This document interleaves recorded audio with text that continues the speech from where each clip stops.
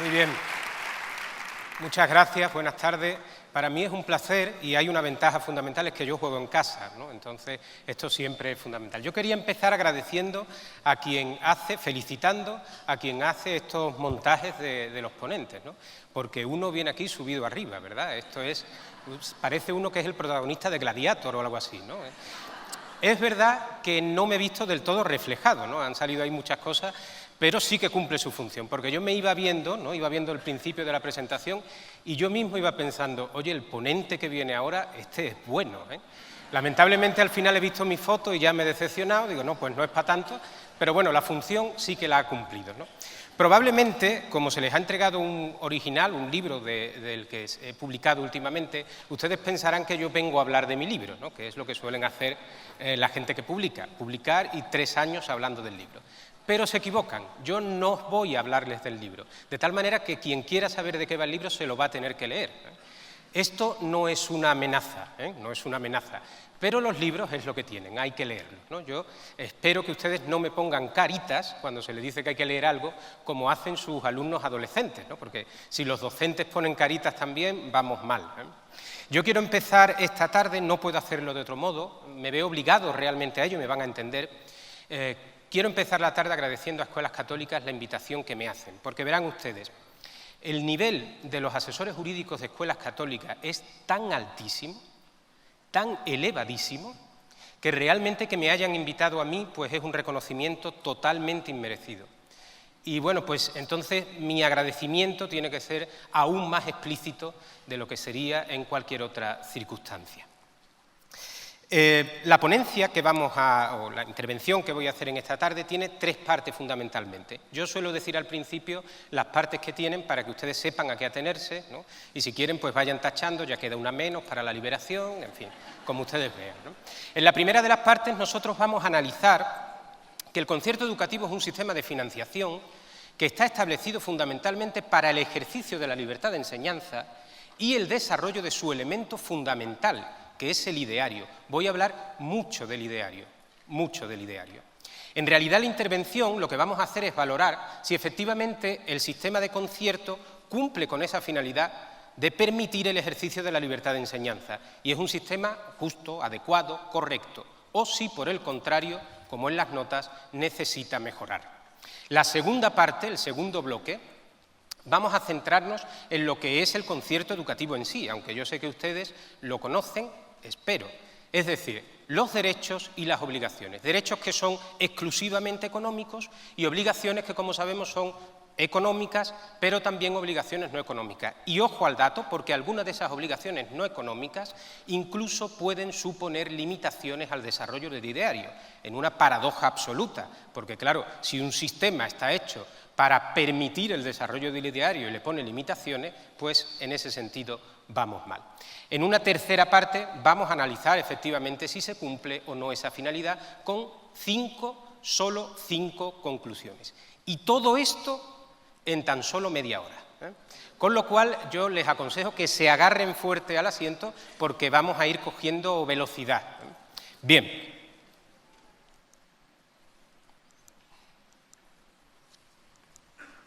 El concierto educativo, decíamos, es un régimen, un sistema de financiación con fondos públicos de centros privados para permitir el ejercicio de la libertad de enseñanza. Y tendríamos que preguntarnos, pero claro, ¿qué es la libertad de enseñanza? Ciertamente no hay univocidad doctrinal. Llevamos muchos años hablando de libertad de enseñanza y la doctrina no se pone de acuerdo en qué es la libertad de enseñanza. Pero sí existe consenso en que no estamos hablando de una libertad solitaria, una libertad concreta, sino de un conjunto, de un entramado, de un plexo de libertades que se relacionan entre sí.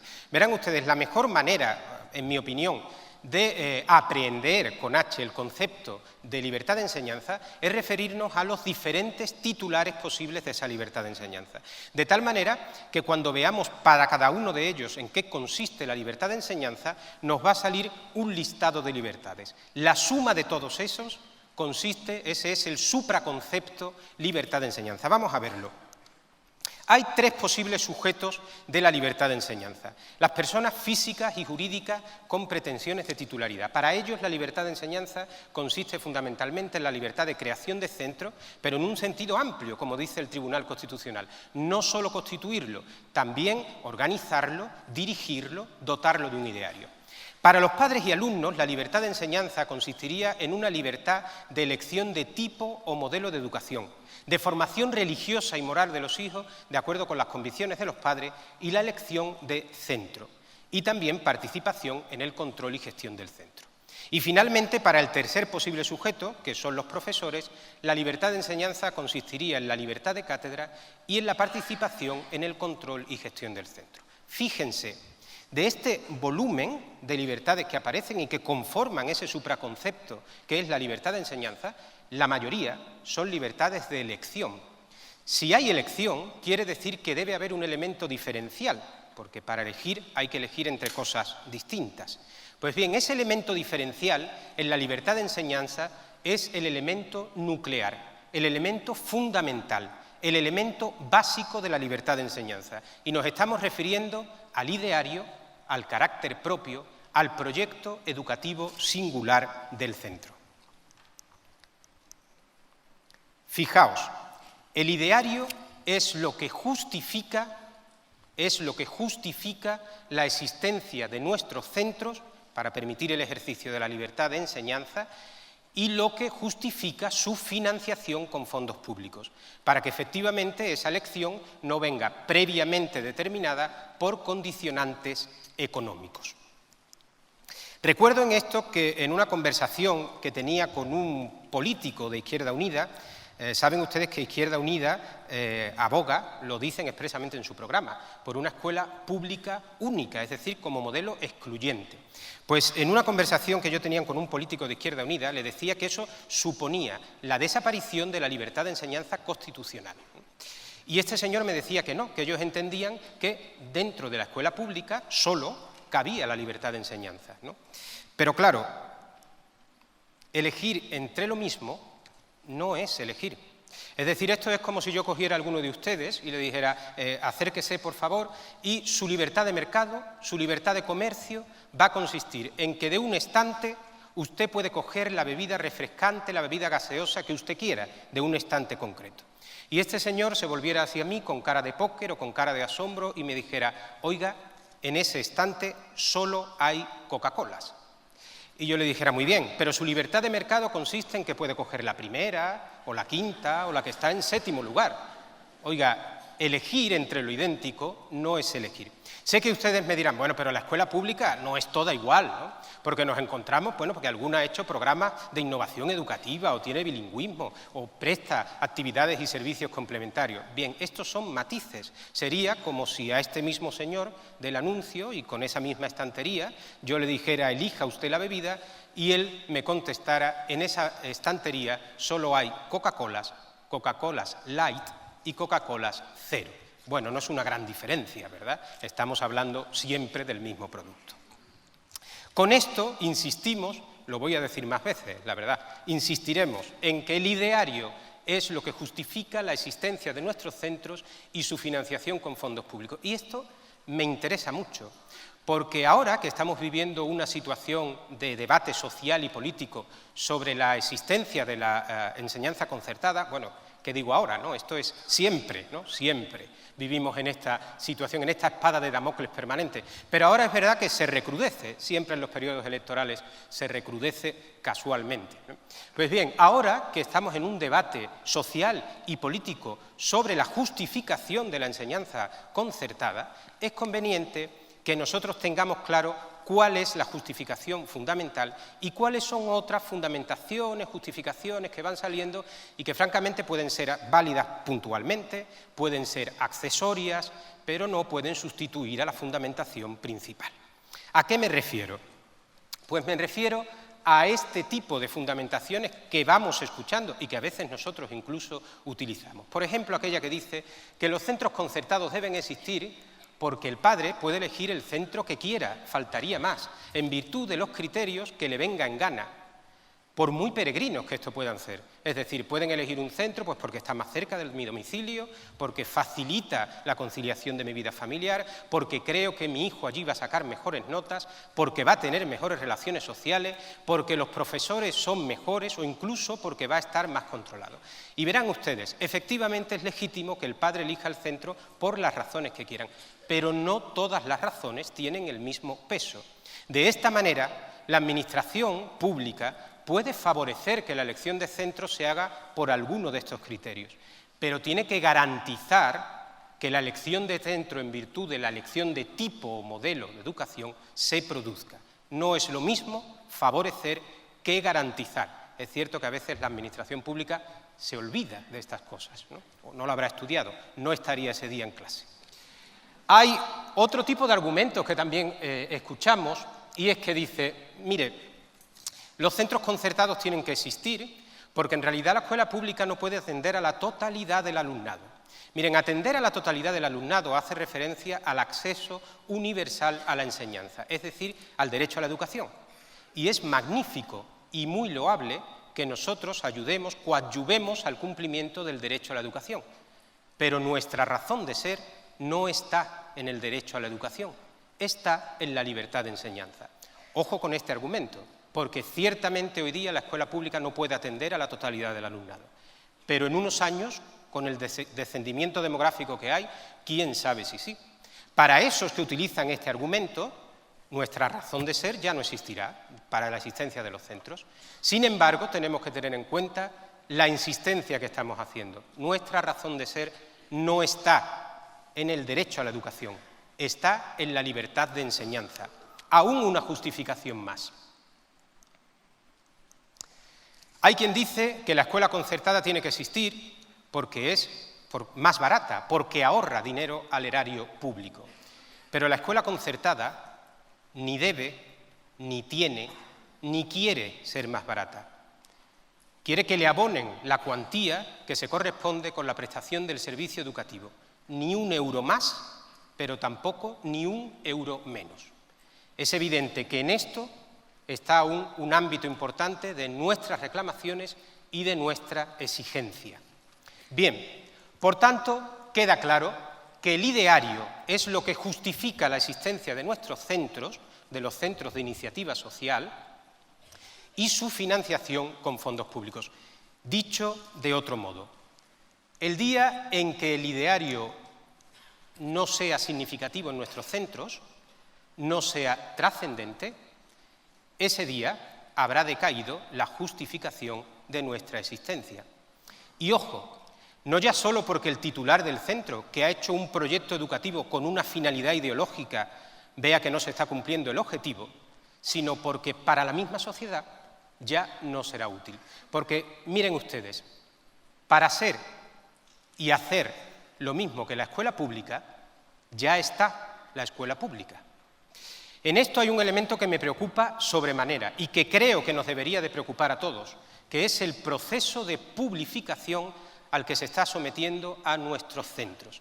Hay un proceso de asimilación donde se le está aplicando exactamente la misma normativa sin tener en cuenta la diferencia de la naturaleza jurídica de ambos, unos públicos, otros privados. Es más, en algunos casos incluso nos quieren regular por medio de instrucciones, que por cierto no tienen carácter normativo, sino que se basan en el principio de jerarquía.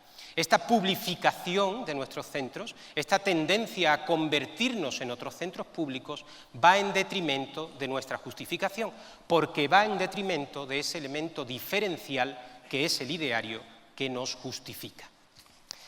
Conclusión de toda esta primera parte sería que el régimen de conciertos será adecuado y será eficaz en la medida en que no solo permita, nos conformamos a veces con muy poco, no solo permita, potencie, fomente el ejercicio de la libertad de enseñanza y de su elemento fundamental, que es el ideario. En el resto de la intervención vamos a ver si realmente esto se cumple o no se cumple. Bien, vamos a empezar en la segunda parte. Habrán visto ustedes que pues voy hablando muy rápido, y es cierto, pero no tengo más opción. Tengo mucho que decir y muy poco tiempo. ¿no? De todos modos, también habrán dado cuenta de que realmente Dios no me ha premiado con el don, no me estoy quejando, que no me estoy quejando, pero no me ha premiado con el don de la capacidad de síntesis. Por contra, parece que sí me ha dado la capacidad de hablar muy rápido, que yo no sé si es un don o es un castigo para el que me escucha, pero ahí queda. Yo lo único que le pediría es que si en algún momento ven que voy adquiriendo un tono azulado, pues sepan que eso no es fruto del espectáculo ni de las luces, sino que me estoy asfixiando. Entonces, tengan en cuenta que decirlo todo de corrido a veces es incompatible con respirar. Y ya saben ustedes aquello que dicen de que los hombres no pueden hacer dos cosas a la vez. No sé si aquí lo vamos a poner de manifiesto. Bien. Vamos a ver en esta segunda parte en qué consiste en realidad el concierto educativo y que son derechos y obligaciones. Derechos exclusivamente económicos y obligaciones económicas y no económicas. Los derechos económicos son estos que ven ahí y que, bueno, que ustedes saben y que voy a ir aún más rápido, no se crean, todavía puedo correr más. Recibir ingresos en cuantía suficiente que garantice la gratuidad de la enseñanza. Y esto ustedes saben que hay un cumplimiento formal, ¿verdad? Sí, formal sí, porque la Administración nos paga, a veces más tarde que pronto, pero nos paga la partida que aparece en los presupuestos generales del Estado o de la comunidad autónoma. Lo que no hay es un cumplimiento material, porque saben ustedes que esas cantidades son insuficientes. Y no es que lo diga yo, lo reconoce la propia LOE, una ley orgánica que en sus disposiciones adicionales recoge la necesidad de crear una comisión para ver cuánto es lo que vale realmente un puesto gratuito e incluso la necesidad de ir actualizando las partidas. Es una obviedad, pero si se hubieran actualizado no haría falta poner en una ley que hace falta actualizarlas. Luego es una evidencia que no están actualizadas. Segundo de los derechos es ser asimilados a fundaciones benéfico-docentes, que esto tiene poca virtualidad porque la mayoría de nuestras entidades pues están reguladas, están sometidas o acogidas al régimen fiscal especial de la ley de mecenazgo, que es más beneficioso. Y tercer derecho, el derecho a la renovación del concierto educativo, que saben ustedes que el artículo 43.1 del Reglamento de Concierto y que la propia jurisprudencia del Tribunal Supremo reconoce que es un derecho de renovación preceptiva, es decir, que es obligatorio por parte de la Administración renovar el concierto, salvo que el centro incurra en tres causas que vienen tasadas en el artículo 43.1. Tasadas quiere decir que son causas, un listado cerrado, que no cabe más. Y en ese listado se dice, bueno, podría perder el concierto si deja de cumplir los requisitos por el cual se le otorgó, pues fundamentalmente hace referencia al principio de autorización, o bien si ha incurrido en un incumplimiento muy grave, que es la reiteración de un incumplimiento grave, o bien si no existen consignaciones presupuestarias. Pero en este caso no es suficiente con que la Administración meramente lo alegue y lo diga, porque se convertiría en un concepto jurídico indeterminado, sino que la Administración lo tiene que acreditar y probar incluso documentalmente, es decir, haciendo números. Y en el caso de que efectivamente no hubiera consignaciones presupuestarias, no puede decidir unilateralmente, como a veces hacen, reducir una unidad en el centro que le venga en gana, sino que tendría que aplicar los criterios preferenciales de concertación. Como no lo hacen, pierden contenciosos administrativos. Las obligaciones son de dos tipos, obligaciones económicas y obligaciones no económicas. Las obligaciones económicas son bastante lógicas y son una correlación normalizada con esos derechos que veíamos anteriormente. Impartir gratuitamente las enseñanzas, bien, límite al cobro por actividades escolares y servicios complementarios, también relacionado con la gratuidad, evidentemente, por eso en estas actividades y servicios pues son voluntarias, sin ánimo de lucro y con control del Consejo Escolar y la Administración, y la intervención del Consejo Escolar en la organización de recursos económicos, es decir, la aprobación de presupuestos y la rendición anual de cuentas que hace el Consejo Escolar, eso sí, a propuesta del titular y solo de las cuantías procedentes de los dos apartados anteriores, es decir, las procedentes de fondos públicos y las procedentes de las cuotas autorizadas de actividades y servicios. Bien, esas son las obligaciones económicas. Pero después tenemos obligaciones no económicas. Y dentro de estas obligaciones no económicas del concierto hay algunas que no tienen mayor trascendencia, son lógicas, no inciden en el desarrollo del ideario, pero hay otras que sí que pueden incidir en el mismo. de las que no inciden y, por tanto, no son tan trascendentes, nos encontramos con el funcionamiento de la totalidad de unidades, publicidad del carácter concertado del centro o la relación media mínima alumno-profesor. Bien. Las obligaciones no económicas que sí pueden tener incidencia en el centro educativo son las siguientes. Procedimiento de admisión a alumnos, de tal manera que nos damos cuenta que los criterios de admisión a alumno no tienen ninguno en cuenta la identidad del solicitante con el ideario del centro. Y nos podemos encontrar con centros que están establecidos, lo recuerdo, el ideario es lo que justifica la existencia de nuestros centros y la financiación, con centros cuyos alumnos no estén identificados con el ideario. Limitaciones en contratación y despido del profesorado. Bueno, ya en contratación, porque gracias a la LOMCE ya se han eliminado los límites en cuanto al despido.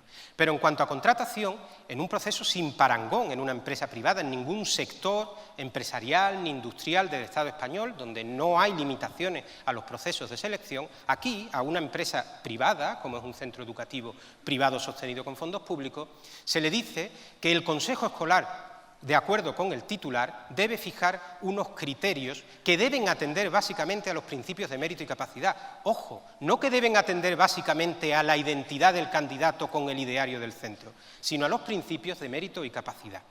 Y la tercera de las limitaciones son existencias de órgano de gobierno y de participación. Me centro fundamentalmente en el Consejo Escolar, que es un órgano de gobierno, y todos sabemos que en el Consejo Escolar se puede estar muy bien porque las personas que participan sean cercanas al ideario del centro, o no tanto, porque las personas que participan puedan incluso poner cortapisas al desarrollo del ideario del centro. Fíjense que de este modo nos podemos encontrar con un centro concertado cuya razón de ser está en el ideario, que puede tener alumnos que no comparten el ideario, profesores que son quienes tienen la relación directa con los alumnos y por tanto son los que tienen que desarrollar ese ideario, que puedan no estar identificados con el ideario, y con un órgano de gobierno, no de participación, como el Consejo Escolar, donde algunos de sus miembros podrían ser contrarios al ideario.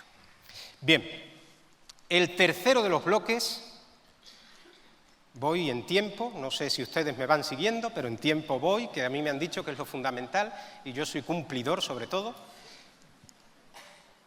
Serían las 5 conclusiones o valoraciones que vamos a sacar de todo este análisis del concierto educativo. Fíjese usted, la primera es que ciertamente el concierto educativo nos supone más obligaciones que derechos. Verán ustedes, nosotros estamos acostumbrados a trabajar con otras entidades que también reciben financiación pública, ¿verdad? Tenemos asociaciones, tenemos fundaciones. ¿Cuáles son las obligaciones de una ayuda, de una subvención a una entidad de este tipo? Pues son obligaciones económicas. Es que no haya un despilfarro, que no tenga una doble financiación, que vaya el dinero, el fondo público al destino que se le había dado, que no existe un enriquecimiento injusto, y pare usted de contar. Sin embargo, nosotros tenemos obligaciones económicas y obligaciones no económicas. Pero lo peor de todo eso es que algunas de esas obligaciones no económicas pueden suponer incluso una traba, como hemos visto, al desarrollo del ideario. Claro, y ustedes preguntarán, en buena lógica, ¿pero cómo es posible que el sistema fijado para permitir el desarrollo del ideario pueda suponer límites al mismo? Bien, en un mundo ideal, ninguna justificación. Pero nosotros no vivimos en un mundo ideal.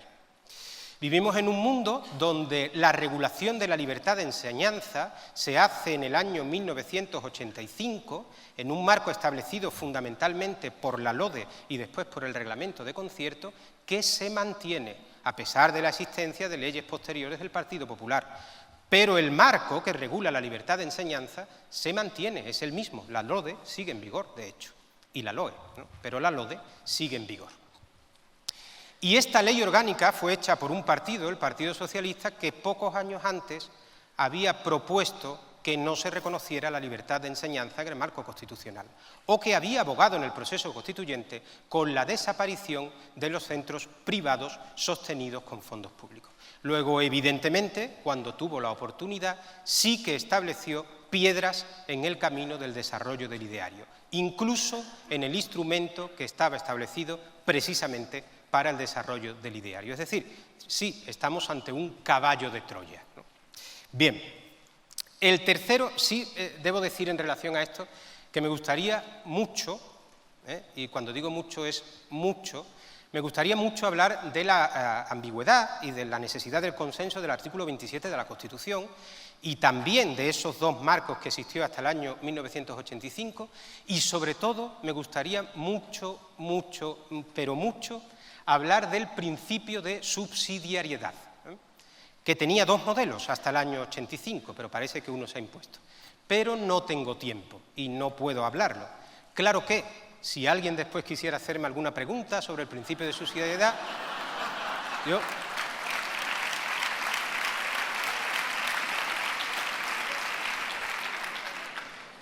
Bien, la tercera de las conclusiones es que realmente el concierto educativo no es económicamente suficiente, no se cumple el principio de gratuidad. Ya digo, esto no solo lo digo yo, se extrae de la propia LOE y además hay un elemento que es evidente, que es la diferencia entre el coste escolar de la pública y la concertada y que solo puede tener una doble respuesta.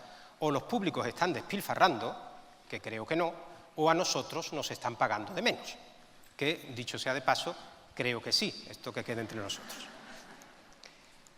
El cuarto de los elementos es un poco sorprendente, porque claro, ustedes dirán, este señor lleva aquí 20 minutos poniendo a parir el sistema de conciertos, ¿no? Ahora va a decir que lo eliminen.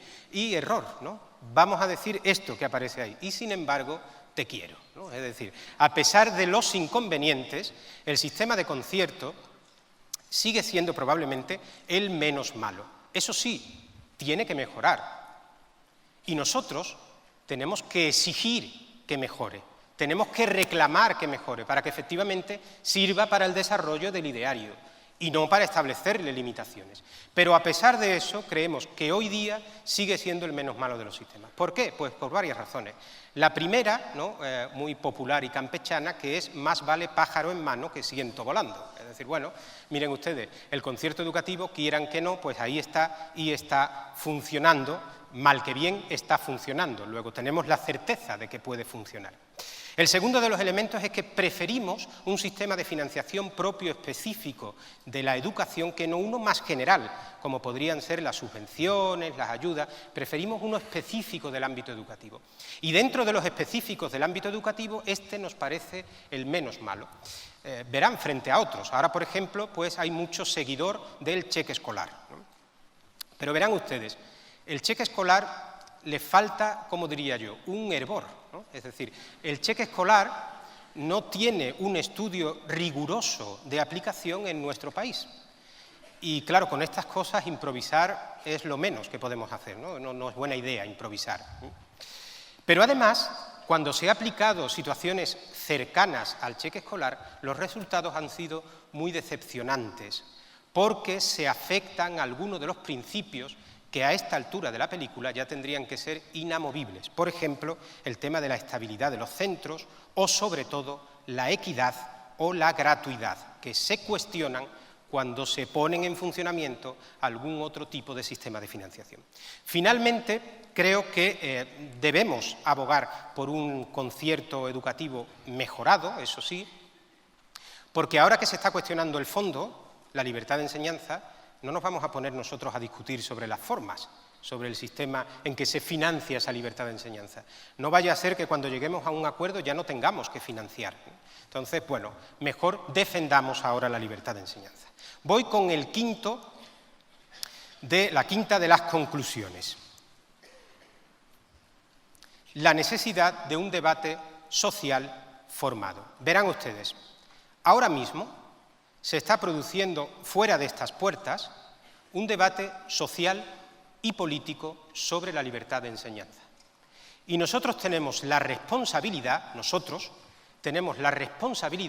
de ser protagonistas en ese debate social.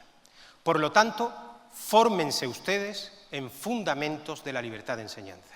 Si yo preguntara, bueno, que la mayoría ayer salieron que eran directivos, ¿no? Y yo preguntara en sus centros, en la formación de este año atrás, a directivos, a profesores, ¿cuántos han dado, no hace falta que levanten la mano, ¿no?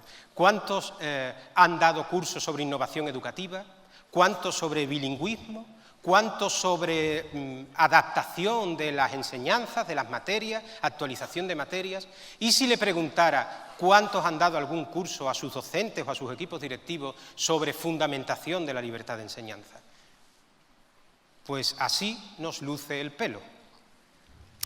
Hay un último elemento en el que quisiera hacer especial hincapié: no renunciar ni siquiera formalmente al ideario.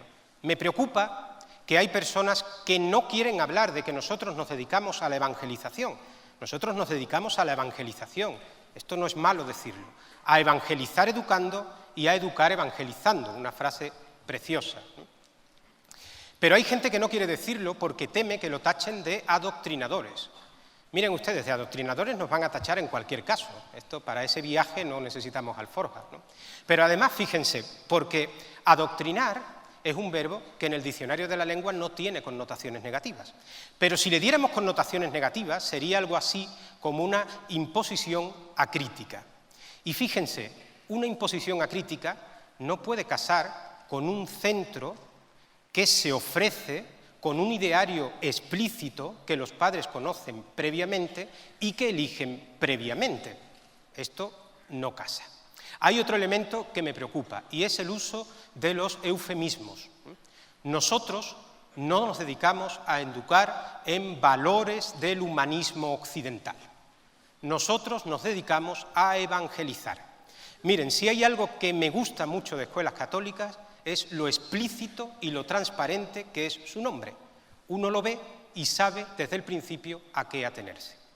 Otro elemento que también me preocupa es el tema, a veces, de lo que esconden las actualizaciones de las espiritualidades, ¿no?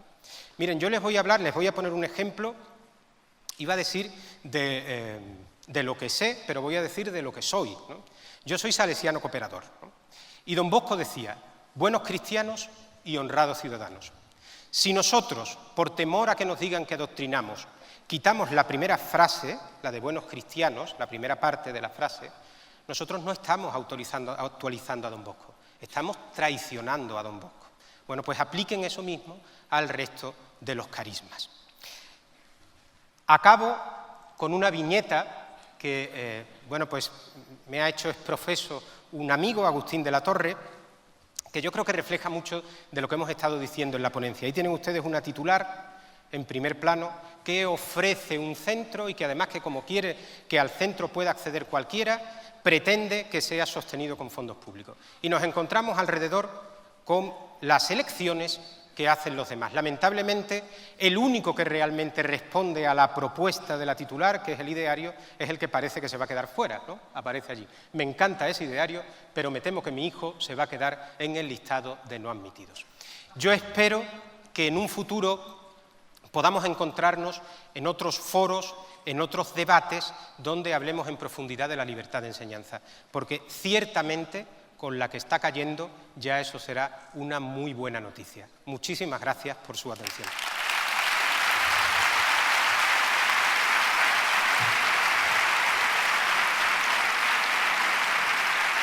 Gracias, Jesús.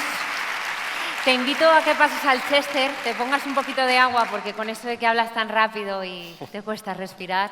Y le pido también a Mariano Fernández de Enguita que nos acompañe para pasar al turno de preguntas. Y recuerdo que las preguntas en papel todavía se las pueden dar a la organización para nuestro segundo ponente.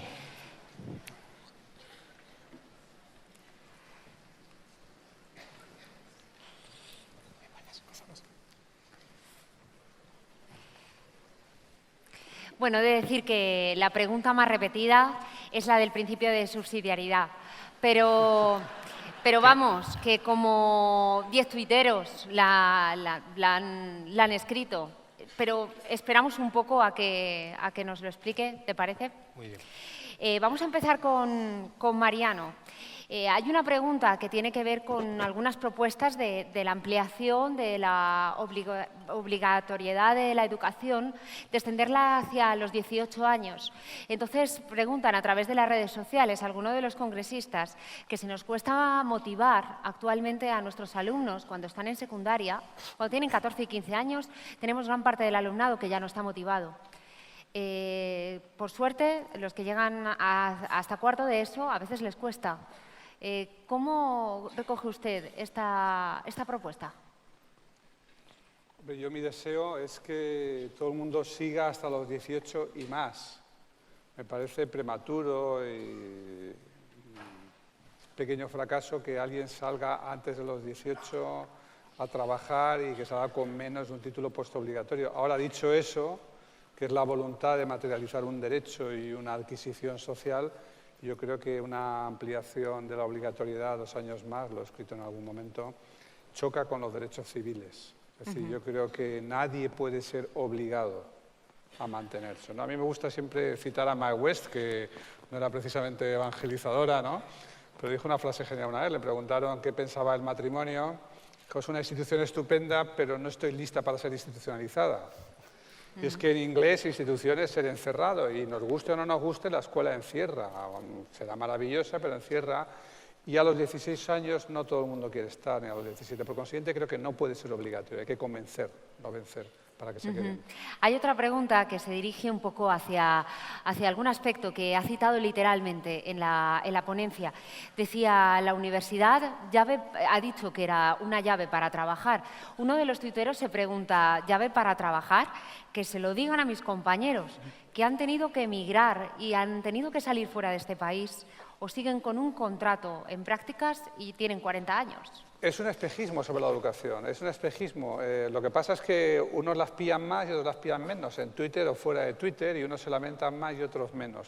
Pero es verdad que hace 30 años un título universitario era una llave segura hacia algo, y hoy no lo es.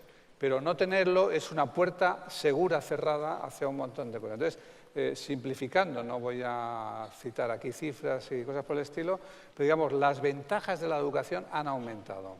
La diferencia entre quien tiene educación superior y quien no la tiene, lo mismo que entre quien tiene secundaria y quien no la tiene, etcétera, hacia abajo en cascada, son mayores en términos de ingresos, en términos de probabilidades de empleo, desempleo, etcétera. Sin embargo, es verdad que para todos, bueno, no para todos, pero para la mayoría, el mundo del trabajo se ha ido haciendo más precario, más incierto, y luego hay una cosa que no hay que confundir nunca.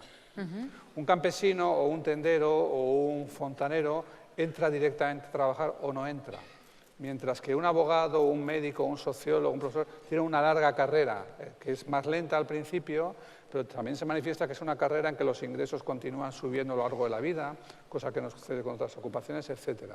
O sea que el valor relativo de la educación es menor, pero su valor en todo caso está ahí y aumenta. Es como en la inflación económica. En la inflación económica un billete vale menos, pero el dinero no es menos importante, por eso al revés, suele serlo más. Vamos a pasar con Jesús. Una de las preguntas versa acerca de si realmente nosotros, como escuelas católicas, sabemos transmitir nuestros proyectos. Si, en caso de que no fuera así, si entonces habría que darle un mayor empuje al marketing educativo. Bien, yo creo que sabemos transmitir hacia adentro, es decir, yo me encuentro con muchas personas por ahí, seguro que los demás también, que bueno, pues conservan una estampita, ¿no?, de la Virgen que tenían en el colegio, tal. Es decir, hacia adentro del centro sí que hacemos una actuación muy positiva en ese sentido. Pero es verdad que hacia el exterior no tanto. Es decir, yo creo que hay muchos elementos que no son comprendidos por la sociedad porque no se expresan, porque no se explicitan. Es verdad que probablemente si hoy hubiese habido pues, más políticos también se habrían enterado de otras opciones y no están. Es verdad que a veces intentamos por medio de publicaciones, y bueno, pues tenemos la repercusión que tenemos, pero evidentemente tenemos que seguir creando y seguir creciendo en este sentido. Pero ya digo, no me preocupa tanto hacia el interior porque sí veo que hay mucha gente que sale de nuestros centros, que defiende nuestros centros y que se siente identificado, con independencia de que después sea creyente, no sea creyente, pero sí se sienten identificados con la realidad de su colegio, ¿no? Pero sin embargo es verdad que hacia el resto de la sociedad pues nos hace falta una labor de mayor marketing. Esa parte de marketing es la que habría que mejorar, no tanto la interna, sino sí la externa. Hay bastantes preguntas en las redes sociales que se refieren a otra de las frases literales que ha comentado Mariano, y tiene que ver cuando usted ha comentado que deberían ceder las escuelas católicas en la secularización. ¿A qué se refiere exactamente? Bueno, yo creo que la escuela es una institución pública. En otros términos diría es una institución del demos, no de un grupo social determinado, de una creencia determinada, sino de todos. Entonces es de la máxima importancia, mi compañero hablaba sobre todo de la libertad de enseñanza, etcétera, pero para mí el centro de la discusión es qué tipo de educación recibe el alumno. Y yo creo que yo creo que los padres eligen lo que creen mejor para los hijos, pero también creo que los hijos necesitan una cierta válvula de escape respecto a los padres. Y por lo tanto, respetando que puede haber proyectos con distintas orientaciones, y eso incluiría pues, mucho de lo que suelen ser los proyectos católicos, ¿no? Pero creo que debe haber cierto grado de pluralismo, no solo entre los alumnos, sino también entre los docentes en un centro, ¿no? Y yo creo que en España hay dos discusiones mezcladas. Ustedes entenderán perfectamente que Estados Unidos, por ejemplo, es un país muy religioso, de profundas creencias religiosas, mucho menos secularizado en ese aspecto, menos secular en sus creencias que España, y sin embargo hay una estricta separación escuela-estado, y no existe nada parecido a la concertada, porque la concertada allí no puede ser católica, ni protestante, ni evangélica, ni nada por el estilo. Entonces, aquí se mezclan siempre dos discusiones, y yo creo que mucha gente que pide una mayor secularización de la escuela no estaría en contra de que haya sistemas tipo charter, conciertos, etcétera, y bueno, pues son dos discusiones que conviene separar, no hace falta que vayan siempre soldadas. Jesús, sí. Quiero que respondas porque imaginaba que sería un motivo de debate y me he preparado aquí también. Yo creo que tú eso lo sabes mejor. Que se extrae un poco de, bueno, pues de la ponencia que yo he dado, de la intervención, que no podemos estar de acuerdo en ese sentido, ¿no? Vamos a ver, toda la escuela es ideológica, toda. Alguna es explícitamente ideológica y quien diga que no es ideológico no es cierto, todo el mundo tenemos ideas. Realmente en ese ámbito yo apostaría por hacer explícitas las ideologías. Usted quiere la ideología que se aboca, también la escuela pública tiene su ideología, quiere esa, muy bien, pero en una sociedad plural no podemos dejar fuera de la escuela estos elementos identitarios, ¿no? En el tema religioso o en el tema ético o en el tema político, si usted quiere, ¿no? Entonces, yo creo que hay que hacer bastante más explícito este elemento ideológico que está en el sustrato de la escuela, que va a estar siempre, y por tanto creo que al contrario, deberíamos de abrir mucho más la enseñanza al pluralismo. Fíjense que la escuela concertada sigue siendo, en cuanto a la entrada de idearios en el sistema educativo, lo mismo que en el año, que cuando se estableció el marco constitucional. No han entrado nuevas ideologías, no han entrado nuevos planteamientos, si cabe incluso se han restringido algunos de los que estaban, y lo cierto es que la sociedad es cada vez más plural. No nos podemos comparar en pluralismo ni ético, ni político, ni religioso con aquella sociedad del marco constitucional. Luego, yo por el contrario creo que efectivamente la escuela es ideológica y debe ser conocido y debe ser elegido por los padres desde esa opción ideológica que quieren. Sí, porque me refiero al artículo 27 de la Constitución española, si es que no se me va la tablet, dice que todos tienen el derecho a la educación, seguidamente dice se reconoce la libertad de enseñanza.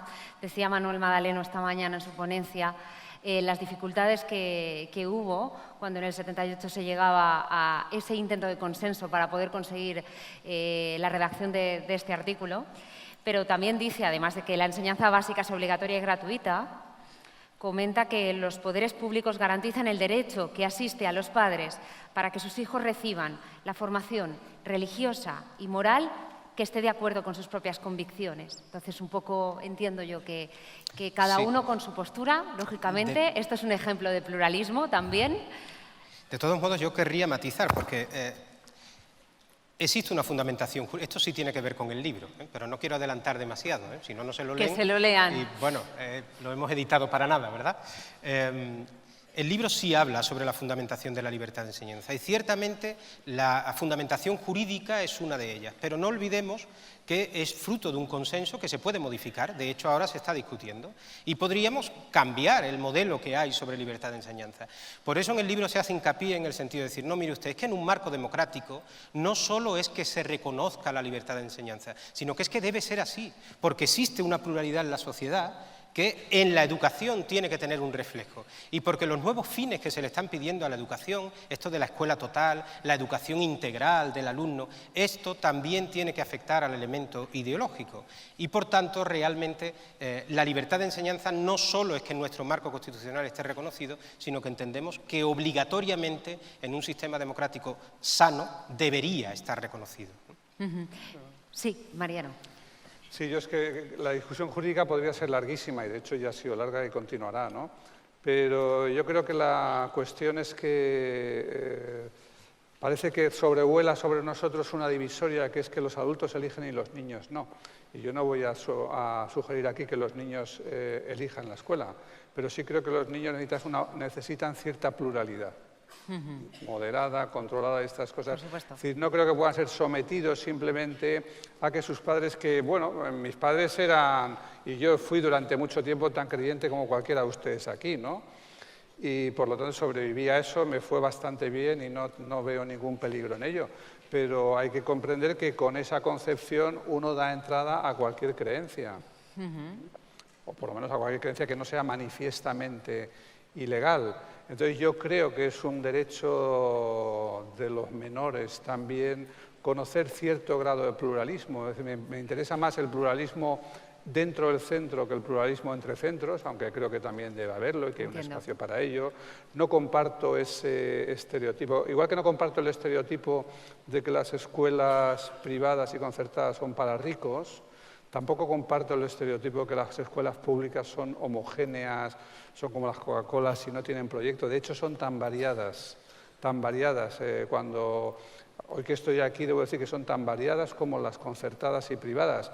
Igual que en otros contextos hay que decir a veces que son tan sociales, las concertadas, como las públicas. Pero para mí lo importante es que yo creo que una familia no puede meter en una burbuja a su hijo hasta los 16. Y por lo tanto, un centro debe ser plural. Yo no quiero que eso se convierta. No, es perfecto, porque así tienen opiniones dispares. Solo un leve matiz, que además yo creo que esta mañana Manuel Madaleno lo ha dicho con mucha claridad y es una evidencia, ¿no? Claro, en el centro concertado con ideario no se impone un ideario, se propone un ideario. El Evangelio nunca se impone, ¿no? En ningún caso, ¿no? Siempre se propone. Entonces, realmente en un centro concertado, claro que cabe la pluralidad, incluso interna, ¿no?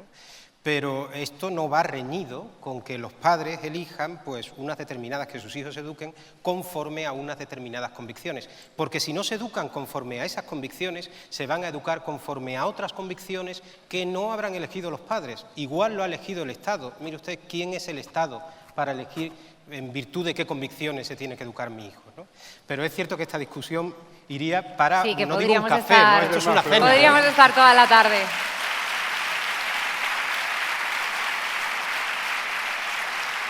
Vamos a seguir. Y así ya lo hilamos con el gran principio que tiene muchas ganas el Auditorio de Saber. ¿De qué opinión tienen sobre lo ocurrido en Andalucía con la supresión de líneas en 8 colegios concertados?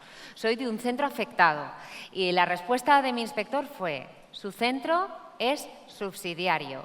Si se le necesita, se le contrata. Y si no se le necesita, pues se le suprime el concierto. ¿Dónde queda la libertad de las familias? Ahí. ¿Para quién es? La dirigían hacia Jesús, pero yo creo que los dos podéis responderla. Yo no suscribo ese principio. Así como suscribo el otro, el de que los centros deben ser pluralmente internos y la elección de los padres no agota los derechos de los hijos, me parece que bueno, lo que sucede simplemente es que hay ciertos factores que están sacando a una parte de la clase media de las escuelas públicas hacia las concertadas y privadas. Algunos de esos factores me parecen muy positivos, creo que son bueno, pues la oferta de una función de tutela más amplia, una menor pelea por el horario escolar, una atención pastoral más completa, digamos, hacia los alumnos, etcétera, me parecen bien. Otros no me parecen tan bien, a veces se huye de los centros públicos por huir de cierto tipo de alumnos, pero me parece que el modo de concurrencia entre pública y privada no debe ser ese. No debe ser que cuando cae la oferta en general haya que cerrar centros privados, como tampoco Me gustaría lo contrario, por lo tanto, creo que eso responde. Jesús. Bueno, yo me alegro de que me hagas esta pregunta sobre Claro. la subsidiariedad. Bueno, te la hago yo. Creo- Te la hacen todos, casi. Creo que es una muy buena pregunta, ciertamente. Vamos a ver. Efectivamente, hasta el año 1985 había dos modelos, dos estructuras de sistema educativo, que se basaba en una diferente interpretación del principio de subsidiariedad. Había una interpretación que podríamos llamar la inicial, la original, que por cierto procede de la doctrina social de la Iglesia, y otra que podríamos denominar perversa.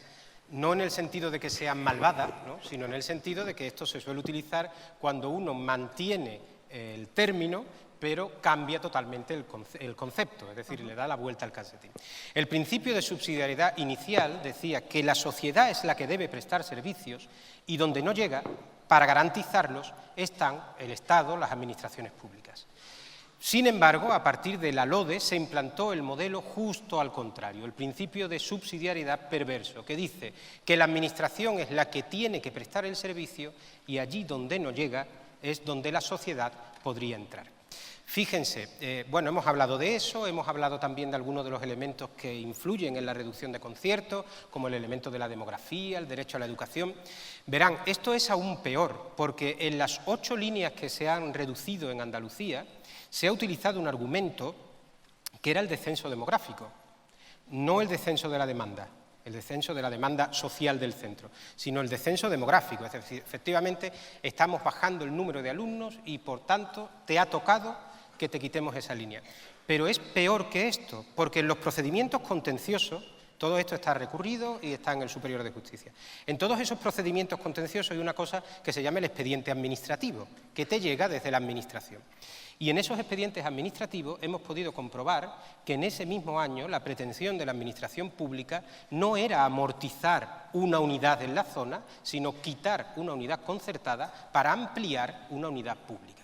Entonces, es evidente que con eso decae cualquier criterio de demografía, de principio de subsidiariedad y de todo. Aquí estamos hablando fundamentalmente pues, de un elemento político, ideológico, que está afectando a la programación del sistema educativo. Y que está afectando una programación del sistema educativo que no hay que olvidar que la LOE hace referencia a que debe tener en cuenta las demandas de la familia, los derechos individuales de la familia. Y los derechos individuales de la familia no son más que lo que hemos visto en la libertad de enseñanza. La libertad de elección, de formación religiosa y moral de los hijos, de acuerdo con las convicciones de los padres. Entonces, realmente estamos, bueno, llevamos 2 días hablando de esto, ¿no? Estamos en un tema profundamente ideologizado, ¿no? Y una cosa es que la ideología pueda entrar en la escuela, porque eso es inevitable, y otra cosa es que la ideología política marque la programación educativa a pesar de lo que pida y lo que solicite la sociedad. Entiendo. Y ya para terminar, porque prácticamente estamos en el tiempo, hay una problemática en estos momentos, nos mandan la pregunta en papel.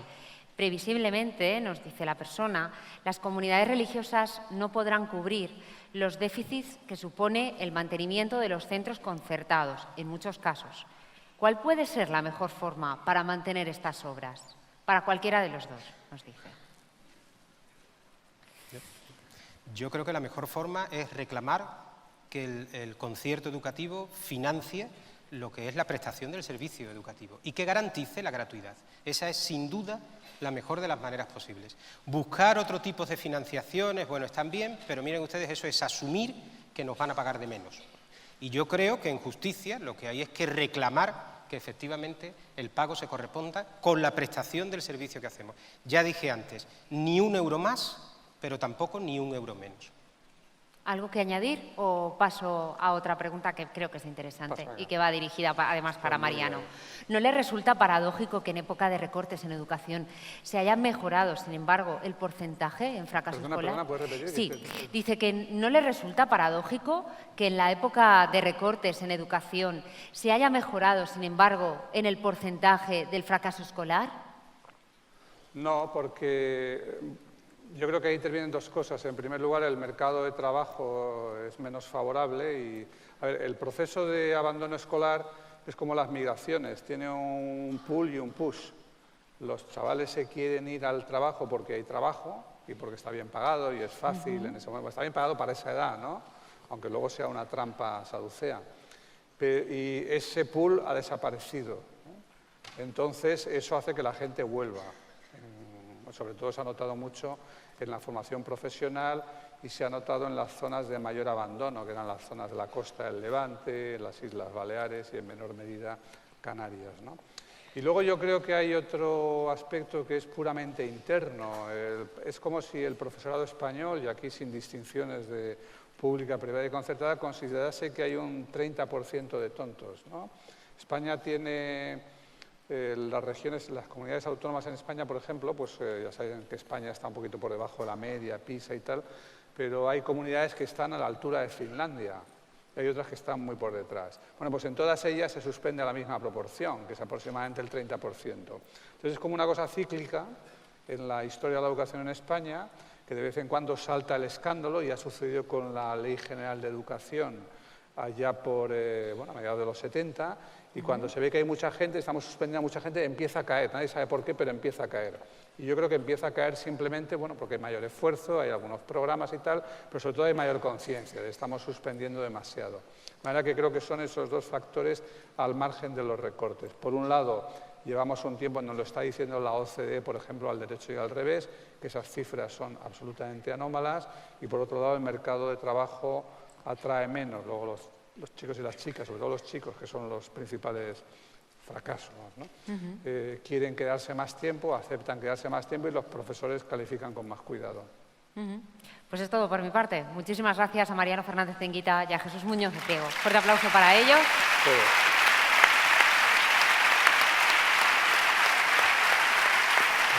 Bueno. Gracias. Y ahora que veo